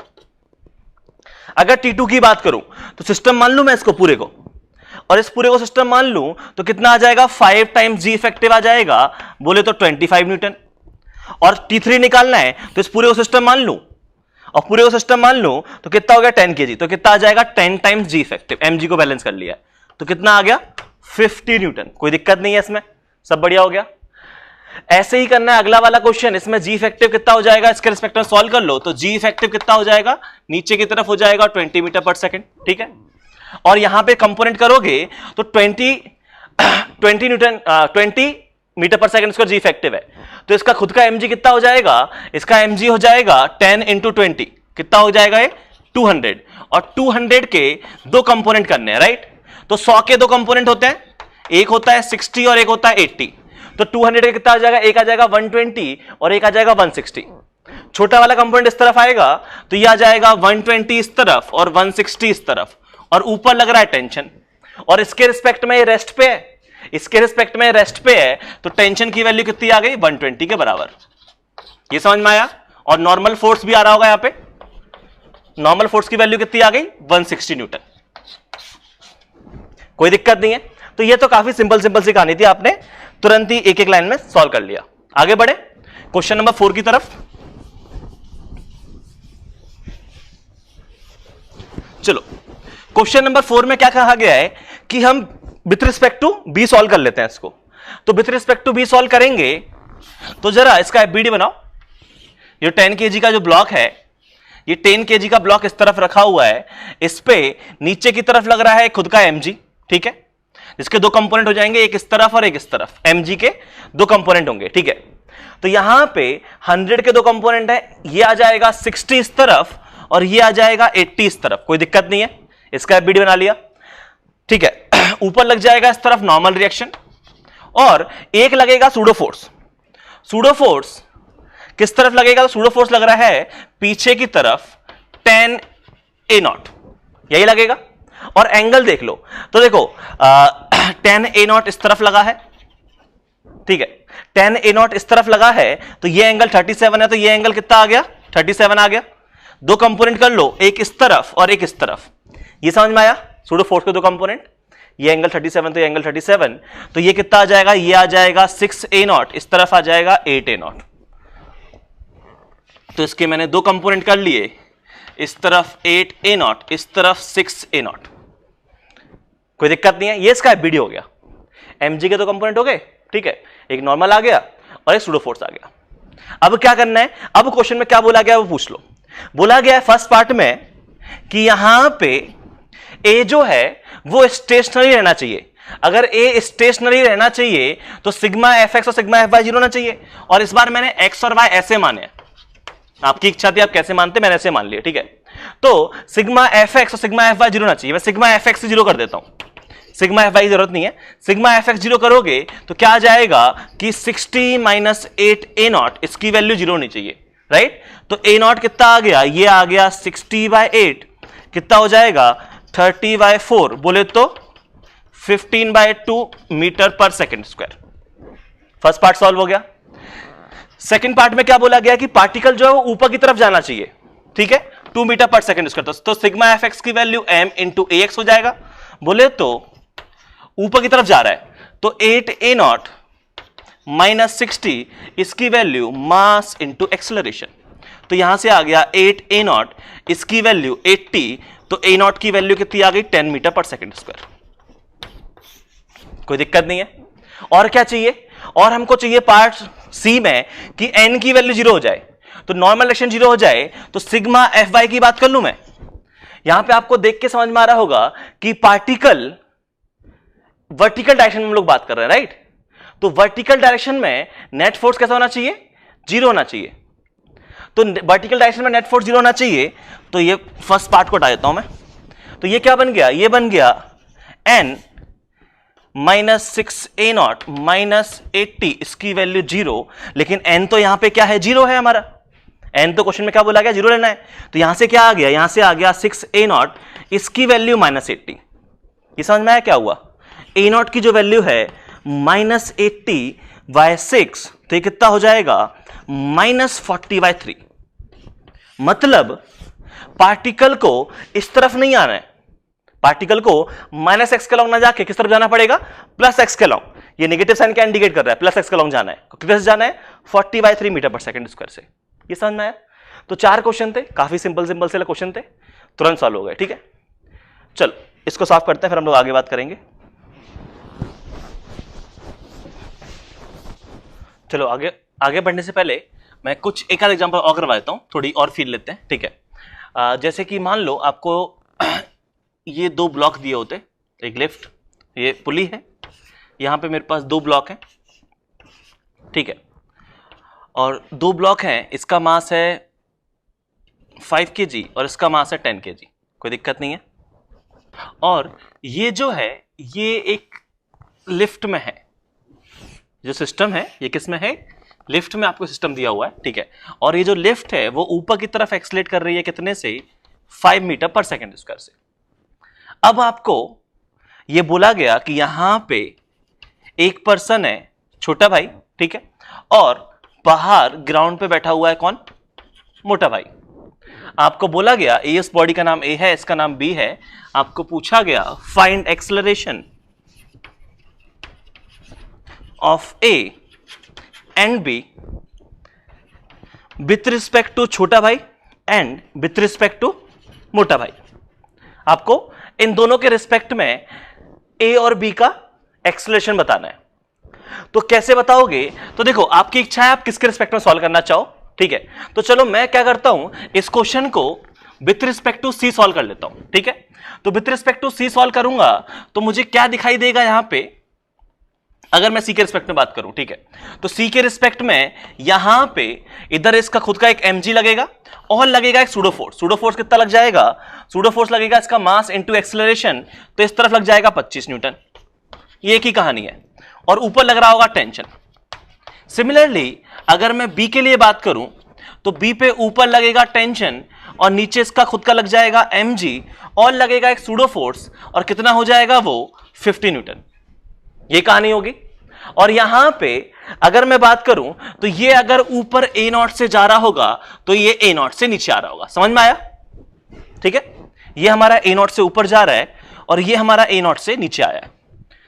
तो यहां पे आप क्या A0 की वैल्यू डायरेक्टली निकाल सकते हो, बिल्कुल निकाल सकते हैं डायरेक्टली। क्या हो जाएगी, 100 प्लस 50 कितना हो गया, 150, माइनस ये कितना हो गया 75, divided by total mass. Total mass कितना है 5 और 10 15, ये आ गया 75 बाय 15।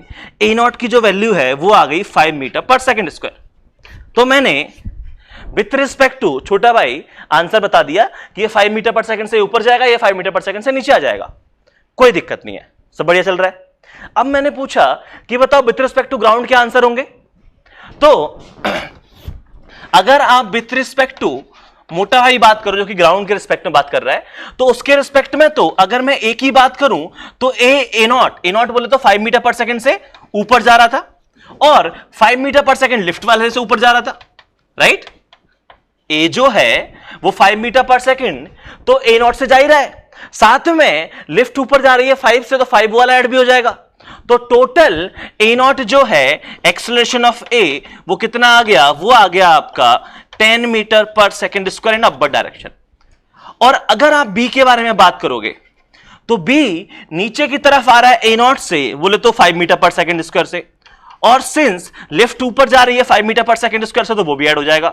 तो acceleration of B right with respect to मोटा भाई कितना आ जाएगा, वो आ जाएगा 0।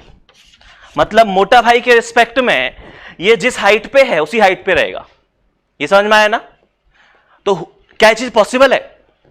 इस क्वेश्चन में हो क्या रहा है, इस क्वेश्चन में हो ये रहा है कि मोटा भाई के रिस्पेक्ट में ए जा रहा है ऊपर 10 से और ये यहीं पे रुका हुआ है। ये जी पॉसिबल है, बिल्कुल पॉसिबल है। क्यों? क्योंकि मोटा भाई के रिस्पेक्ट में ये पुली स्टेशनरी नहीं है, ये पुली क्या कर रही है, पुली तो मूव कर रही है राइट। और मोटा भाई के रिस्पेक्ट में ये चीज बिल्कुल सही है।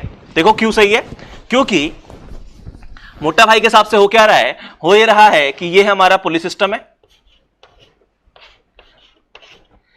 ठीक है, और ये ऊपर जा रहा है 10 मीटर पर सेकंड से, ये हमारा मूव नहीं कर रहा, तो ये 0 से ये ऊपर जा रहा है 10 से, तो ये बताओ ये पॉइंट कितने से ऊपर जाएगा, 5 मीटर पर सेकंड स्क्वायर से। और वही तो हो रहा है, ये पुली लिफ्ट से कनेक्टेड है, लिफ्ट ऊपर जा रही है 5 मीटर पर सेकंड स्क्वायर से, तो ये पुली 5 मीटर पर सेकंड स्क्वायर से ऊपर जा रही है, बिल्कुल जा रही है। तो मोटा भाई के रिस्पेक्ट में बिल्कुल सही कहानी है, कोई दिक्कत वाली थोड़ा ना है, सही तो है। ये अपनी जगह पे रुका हुआ है, ये ऊपर जा रहा है क्योंकि लिफ्ट ये पुली जो है वो मूवेबल है। समझ में आ गया ना क्या किया? तो एक तो इस टाइप का क्वेश्चन हो गया, ठीक है। और कैसा क्वेश्चन हो सकता है, और एक क्वेश्चन और करवाता हूं अच्छा सा, एक और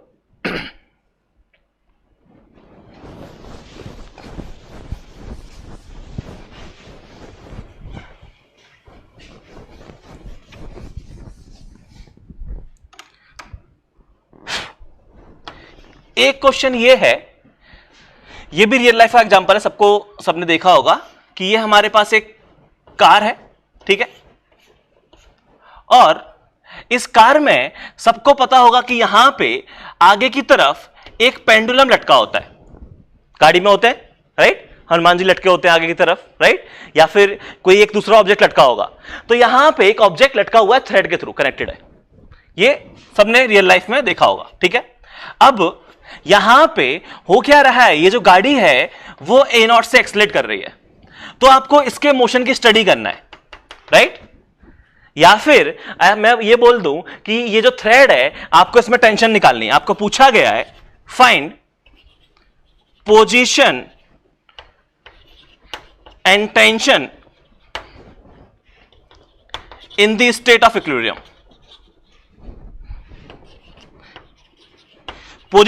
पोजीशन का मतलब यह है कि यहां पे ये तुम्हें इक्विलिब्रियम की स्टेट में कैसा दिख रहा होगा और ये टेंशन कितनी होगी उस स्टेट में, ठीक है। बेसिकली आपको इसके मोशन की स्टडी करना है। कैसे करोगे स्टडी? तो आप यहां पे देखोगे कि यहां पे अभी अगर मैं बात करूं, मैं विथ रिस्पेक्ट टू कार अगर बात कर लूं, क्योंकि मैं तो कार के अंदर ही बैठा हुआ हूं, और मैं कार के अंदर बैठा हुआ हूं तो कार के फ्रेम में देखना पड़ेगा मेरे को, और कार के फ्रेम में देखूंगा तो मुझे क्या दिखाई देगा कि t इक्वल टू 0 पे जैसे ही मैंने कार को एक्सलेट किया वैसे ही कार पे कौन कौन से फोर्स लगे, यहां लगा एक mg और पीछे की तरफ लगा एक सूडो फोर्स, लगा कि नहीं? इसका मास m है, लगेगा राइट, t इक्वल टू 0 पे। और कुछ टाइम बाद राइट, आफ्टर सम टाइम, कुछ टाइम बाद क्या हो जाने वाला है, कुछ टाइम बाद इस ए नॉट को कोई बैलेंस करने वाला नहीं है इस फोर्स को, तो ये इसको पीछे की तरफ लेके आएगा, और इसको पीछे की तरफ लेके आ जाएगा तो ये थ्रेड ऐसी हो जाएगी, ध्यान से देखो। और अब mg यहां लगेगा, m a नॉट यहां लगेगा, और इस तरफ लग रही होगी ये टेंशन t, और ये अब कुछ एंगल थीटा हो चुका होगा।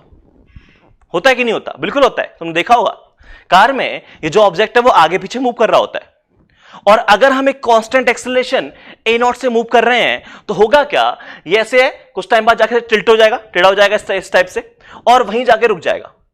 इस स्टेट में क्या होगा, कुछ टाइम बाद पार्टिकल यहां पे आके इक्विलिब्रियम में आ जाएगा। क्यों?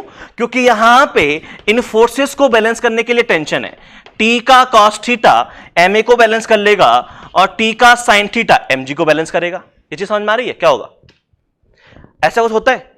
तो यहां पे इक्विलिब्रियम है, और इक्विलिब्रियम है इसका मतलब यह है कि टी का कॉस थीटा एम ए नॉट को बैलेंस कर लेगा और टी का साइन थीटा एम जी को बैलेंस कर लेगा इक्विलिब्रियम की स्टेट में। और अगर मैं यहां से दोनों को डिवाइड कर दूं तो यहां से मेरा टेन थीटा जो है वो मेरा आ जाएगा जी वाई ए, मतलब ये जो एंगल थीटा है वो आ जाएगा टेन इनवर्स जी वाई ए।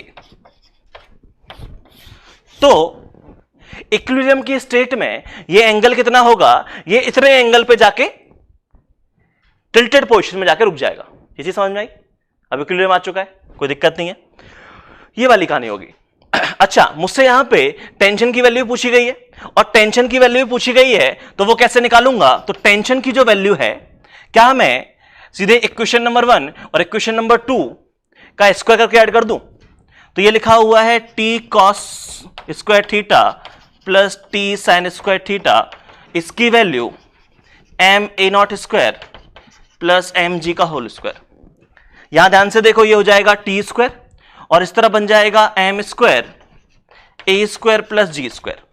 तो यहां से सॉल्व करने पे जो टी की वैल्यू आ गई वो आ गई एम टाइम्स ए स्क्वायर प्लस जी स्क्वायर। ये हमारी टेंशन की वैल्यू आ गई। और आप चाहो तो इस चीज को आप क्या लिख सकते हो? एम इंटू जी इफेक्टिव लिख सकते हो। जी इफेक्टिव ऐसा क्यों लिखा मैंने? क्योंकि इस तरफ लग रहा है ए नॉट, इस तरफ लग रहा है जी, तो इन दोनों का रिजल्टेंट यही तो आएगा, ए स्क्वायर प्लस जी स्क्वायर की पावर 1/2, राइट? तो इसको मैंने जी इफेक्टिव बोल दिया, बाकी कोई दिक्कत नहीं है, जी इफेक्टिव मत बोलो। टी की वैल्यू ऐसे निकाल लेंगे, ठीक है? समझ में आया? तो इस टाइप के क्वेश्चन भी हम सॉल्व कर सकते हैं। तो ये मैंने दो एग्जांपल बताए हैं, एक तो एक कार वाला कि कार में कौन कौन से क्वेश्चन होंगे, ठीक है, और एक मैंने बताया लिफ्ट वाला। तो ऐसे कुछ क्वेश्चन मैं सॉल्व करने के लिए और दे रहा हूं, वो आपको सॉल्व करने हैं, ठीक है? और कार वाला याद रखना, कार में काफी अच्छे अच्छे क्वेश्चन बन सकते हैं। कार को मैं इंक्लाइन प्लेन में मूव करा दूं तो अच्छा क्वेश्चन बन जाएगा, ठीक है? तो उन सब के बारे में हम लोग बात करेंगे अभी। तो मैं क्वेश्चन दे रहा हूं, तुमको सॉल्व करने हैं। चलो, सामने 4 क्वेश्चन लिखे हुए हैं, ठीक है? इसमें कार कांस्टेंट वेलोसिटी से मूव कर रही है, यहां पे एक्सेलरेशन है, यहां पे कांस्टेंट वेलोसिटी है, और इसी क्वेश्चन को रिपीट करना है अगर यहां पे कांस्टेंट एक्सेलरेशन भी होता ऊपर की तरफ, ठीक है? तो 4 क्वेश्चन है और आपको हर एक में इक्विलिब्रियम के लिए बात करनी है। आपको एंगल अल्फा निकालना है कि एंगल अल्फा कितना है। जैसे इस वाले केस में जो एंगल है ना, वो मैंने वर्टिकल साथ बनाया है, इंक्लाइन प्लेन के परपेंडिकुलर के साथ जो एंगल है, हम उस एंगल की बात कर रहे हैं, कोई दिक्कत नहीं है। तो यहां पे 4 क्वेश्चन है, सॉल्व करने का टाइम मिलेगा 10 मिनट, फटाफट सॉल्व करो।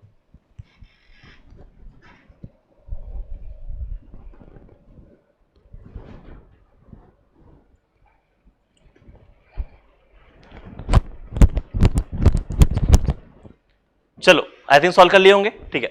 यहां पे फर्स्ट क्वेश्चन में आपको देख के समझ में आ रहा होगा कि हम इक्विलिब्रियम की स्टेट के लिए बात कर रहे हैं, और यहां पे इक्विलिब्रियम की स्टेट में अगर इसका एफबीडी बनाओगे तो कोई सूडो फोर्स नहीं है, आप कार के रिस्पेक्ट में बात कर लो, कोई दिक्कत वाली बात नहीं है।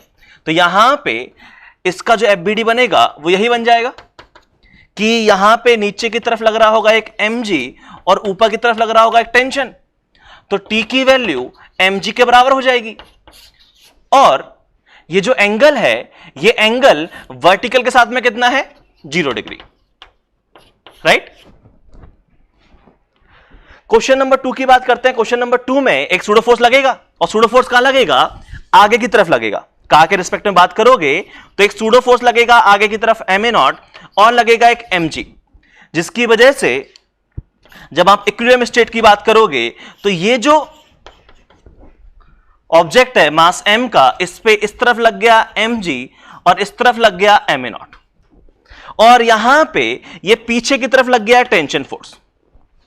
और अगर मैं एंगल की बात करूं तो ये वाला एंगल जो है, ठीक है, हमको क्या एंगल देखना है? वर्टिकल के साथ एंगल देखना है। तो ये वाला एंगल अगर मैं इसको थीटा बोलूं, ठीक है, तो ये वाला इन दोनों का रिजल्टेंट जो है वो आपको देख के ये वाला एंगल क्या आ जाएगा? थीटा आ जाएगा। चाहो तो आप टी के कंपोनेंट कर लो, अदरवाइज मैं क्या बताना चाह रहा हूं? मैं ये बताना चाह रहा हूं कि इन दोनों का रिजल्टेंट जो है, क्या इन दोनों का रिजल्टेंट इसकी टेंशन की अपोजिट डायरेक्शन में नहीं आना चाहिए? बिल्कुल आना चाहिए, राइट? और अगर उसकी अपोजिट डायरेक्शन में आना चाहिए तो अगर ये एंगल थीटा है, ये 90 माइनस थीटा, तो ये 90 माइनस थीटा, तो ये एंगल कितना हो जाएगा? थीटा हो जाएगा। ये चीज समझ में आई? मतलब यहां पे ये MA और ये MG, तो tan थीटा आपका जो बन जाएगा वो क्या बन जाएगा? Vertical upon base. वर्टिकल है MA नॉट, बेस है MG। आप चाहो तो कंपोनेंट करके सॉल्व कर लो, कोई बड़ी बात नहीं है, t cos theta, t sin theta. लेकिन मैं क्या बताना चाह रहा हूं कि अगर ये MA नॉट है, ये MG है, ये एंगल थीटा है, तो ये भी एंगल थीटा है, और ये एंगल थीटा है, तो tan थीटा क्या होता है? tan थीटा होता है हमारा vertical divide by horizontal component, right? तो MA not divide by MG, यहां से tan थीटा क्या आ गया? AYG आ गया। तो जो एंगल थीटा है वो आपका आ जाएगा tan इनवर्स AYG। कोई दिक्कत नहीं है। क्वेश्चन नंबर 3 के बारे में बात करते हैं। क्वेश्चन नंबर 3 में पार्टिकल मूव कर रहा है कांस्टेंट वेलोसिटी से, और कांस्टेंट वेलोसिटी से मूव कर रहा है तो कोई सूडो फोर्स नहीं लगेगा, और कोई सूडो फोर्स नहीं लगेगा तो यहां पे इसका FBD बनाओगे तो यहां पे दो कंपोनेंट होंगे MG के, ये आ जाएगा MG cos थीटा और ये आ जाएगा MG sin थीटा, और एक इस तरफ कंपोनेंट लगेगा टेंशन का, ये जो टेंशन ऊपर की तरफ लग रही है, राइट? तो यहां पे आपको ये देख के समझ में आ रहा होगा कि अगर ये एंगल अल्फा है तो ये एंगल अल्फा है, टी के दो कंपोनेंट हो गए, ये कंपोनेंट हो गया टी का कॉस अल्फा, ये हो गया टी का साइन अल्फा। मतलब टी के साइन अल्फा ने बैलेंस किया है mg साइन थीटा, और टी के कॉस अल्फा ने बैलेंस किया है mg कॉस थीटा। यही कंडीशन है, दोनों को डिवाइड किया, यहां से आ गया tan alpha is equal to tan theta. मतलब एंगल अल्फा और एंगल थीटा दोनों कैसे हैं? सेम है। ये समझ में आया? और होता भी यही है कि अगर यहां पे कोई सूडो फोर्स नहीं लग रहा है, कोई सूडो फोर्स नहीं लग रहा है, ठीक है, तो होगा क्या? इस बॉडी का अगर आप FBD बनाओगे तो ऐसा कुछ था ना, ये हमारा सरफेस है उस हमारे कार की, और ये इस तरीके से लग जाएगा, ये प्रॉपर वर्टिकल पोजीशन में आता है, क्योंकि नीचे लगता है mg और इसको बैलेंस करने के लिए ऊपर आना पड़ेगा टेंशन को, क्योंकि कोई सूडो फोर्स तो है ही नहीं, और ये फोर्सेस बैलेंस हो रहे हैं। तो ध्यान से देखो, यहां पे एंगल क्या है? ये एंगल थीटा है, ये एंगल 90, ये 90 माइनस थीटा हो जाएगा, राइट? और ये एंगल 90 माइनस थीटा हो जाएगा, और ये दोनों पैरेलल लाइंस हैं, तो ये एंगल भी कितना हो जाएगा? 90 माइनस थीटा। कोई दिक्कत नहीं है। तो यहां पे वर्टिकल के साथ में कितना एंगल बनाया? तो वर्टिकल के साथ में एंगल बना दिया ये वाला थीटा, वही तो बोला। तो ऐसा सेम अरेंजमेंट बनता भी है, ठीक है। आगे बढ़ते हैं नेक्स्ट क्वेश्चन की तरफ। नेक्स्ट क्वेश्चन में क्या है? हमें सूडो फोर्स भी लेना है। नेक्स्ट पार्ट में हमको सूडो फोर्स भी लेना है। तो सूडो फोर्स किस तरफ आ जाएगा? सूडो फोर्स जो है, अगर पार्टिकल आगे की तरफ ए नॉट से एक्सलेट करेगा, उसको रोकोगे, तो सूडो फोर्स पीछे की तरफ लगेगा एम ए नॉट। और यहां पे क्या कंडीशन बन जाएगी कि एम ए naught plus M G sine theta, इसको कौन बैलेंस कर रहा होगा? इसको बैलेंस कर रहा होगा टी का साइन अल्फा, राइट? और टी का कॉस अल्फा किसको बैलेंस करेगा? वो है हमारा एम जी कॉस थीटा। दोनों इक्वेशंस को डिवाइड कर दो, तो यहां से तुम्हारा जो टेन अल्फा है वो बन जाएगा a naught plus g sine theta divided by g cos theta. मतलब एंगल अल्फा जो है वो आ जाएगा आपका tan inverse a naught plus g sine theta divided by g cos theta. ये समझ पा रहे हो? कोई दिक्कत नहीं है। तो आज की क्लास में मैंने क्या बताया? आज की क्लास में हम लोगों ने एक तो वेज कांस्टेंट के बारे में बात की, और हमने बात की एक सूडो फोर्स के बारे में। और सूडो फोर्स में हमने बहुत ही अच्छी सी कहानी सीखी और बोला कि बहुत ही सिंपल कॉन्सेप्ट है। कॉन्सेप्ट ये है कि अगर आप नॉन इनर्शियल फ्रेम में बात कर रहे हो तो आपको एक सूडो फोर्स लगाना ही पड़ेगा, और सूडो फोर्स लगाने के बाद ही आपके Newton laws of motion applicable हो पाते हैं। तो सूडो फोर्स कुछ नहीं है, सूडो फोर्स है कि अगर आप इनर्शियल फ्रेम से नॉन इनर्शियल फ्रेम में सॉल्व कर रहे हो तो एक आपको करेक्शन फैक्टर लगाना पड़ता है, और वो जो करेक्शन फैक्टर है उसी को हम सूडो फोर्स बात कर रहे हैं, राइट? और फिर हमने उसके बाद क्वेश्चंस की प्रैक्टिस की है कि कैसे कैसे डिफरेंट टाइप के क्वेश्चंस बन सकते हैं रियल लाइफ में। जैसे ये कार वाला काफी रियल लाइफ का क्वेश्चन है, ठीक है, लिफ्ट वाले रियल लाइफ के एग्जांपल्स हैं। तो आज की कहानी फिर हम लोग यहीं समाप्त करते हैं, और आई थिंक सबको समझ में आ गया होगा ठीक है, तो मिलते हैं अगली क्लास में। चलो।